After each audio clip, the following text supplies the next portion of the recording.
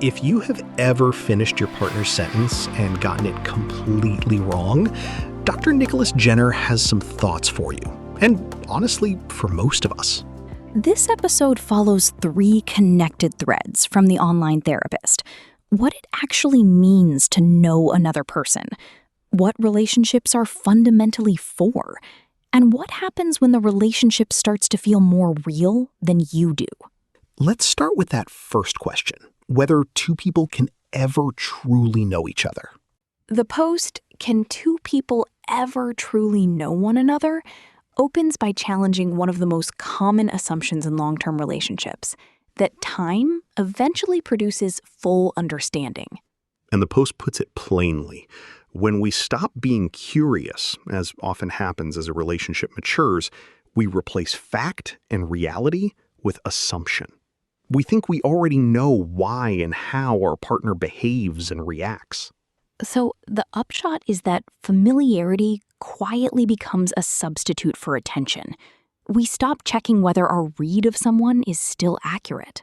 Which means we end up relating to a version of our partner we invented, not the person actually standing there. That is a quiet kind of loneliness. The fix the post offers is small but precise, shifting from "I know why they did that" to "I wonder what was happening for them."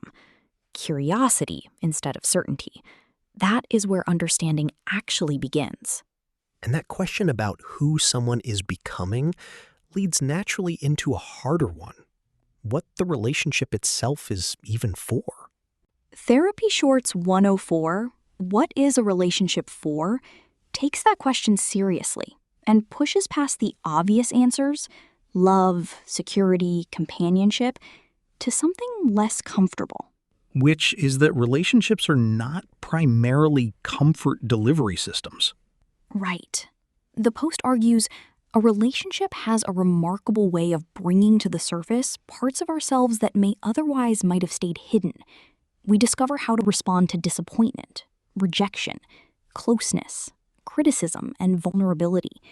In other words, relationships reveal us to ourselves. That reframes a lot. If a relationship is fundamentally a mirror, then conflict is not a sign of failure. It is part of the mechanism. Exactly what the post says. Every disagreement becomes an opportunity to understand each other better. Every misunderstanding offers a chance for clearer communication. The question the post asks is whether our reactions belong to the present moment or to experiences we have carried for years. So, success is not measured by how little conflict there is, or even by how long it lasts. The post is direct on this. Success is measured by whether the relationship encourages both individuals to become more authentic, emotionally mature, and secure. And it acknowledges that no relationship can do that work alone. Personal growth remains our own responsibility, but the right relationship makes the environment for it possible. Which raises the uncomfortable follow-up. What if the relationship has quietly become the whole environment, not just a part of it? That is exactly the territory Therapy Shorts 103, when a relationship becomes your identity covers. It opens with a question posed to clients. Who are you outside of a relationship? And notes it often brings silence. Silence is doing a lot of diagnostic work there. The post traces how it happens gradually. What begins as healthy compromise and shared life slowly tips into something else. Individual worth measured by the partner's mood, decisions made not from genuine preference, but from whatever keeps the relationship stable. And the post names why leaving becomes so hard. It is not just fear of losing the partner. It is fear of losing the version of yourself that only existed inside that relationship. The post frames the healthier alternative clearly. The strongest relationships allow each person to keep developing as an individual while remaining deeply connected. Room for separate interests, different opinions, personal growth, without either person feeling threatened.